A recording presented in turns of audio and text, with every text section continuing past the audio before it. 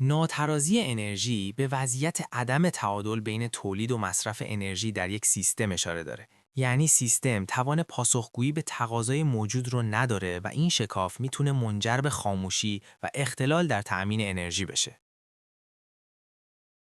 ناترازی انرژی در ایران ترکیبی از این عوامله: افزایش مصرف ناشی از رشد جمعیت و توسعه، ناکارآمدی در تولید و توزیع، یارانه‌های سنگین انرژی، فرسودگی زیرساخت‌ها، کاهش ساخت و توسعه نیروگاه در دهه 90، ماینینگ و عدم سرمایه‌گذاری در انرژی‌های تجدیدپذیر.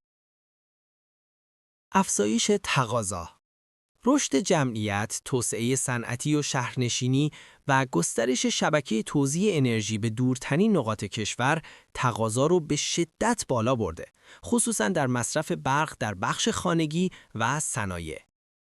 یارانه‌های سنگین و قیمتگذاری دستوری. قیمت پایین انرژی باعث مصرف بی‌رویه و عدم صرفه‌جویی میشه و انگیزه‌ای برای بهینه‌سازی مصرف ایجاد نمی‌کنه. فرسودگی و ناکارآمدی زیرساخت‌ها. با وجود بازسازی و تلاش برای ساخت نیروگاه جدید، اما همچنان شبکه انتقال و توزیع فرسوده شده و راندمان نیروگاه‌ها و پالایشگاه‌ها پایینه. استخراج رمزارزها یا ماینینگ با مصرف بالای برق و قاچاق سوخت به ویژه گاز و فرآورده‌های نفتی فشار مضاعفی بر شبکه توزیع وارد کرده.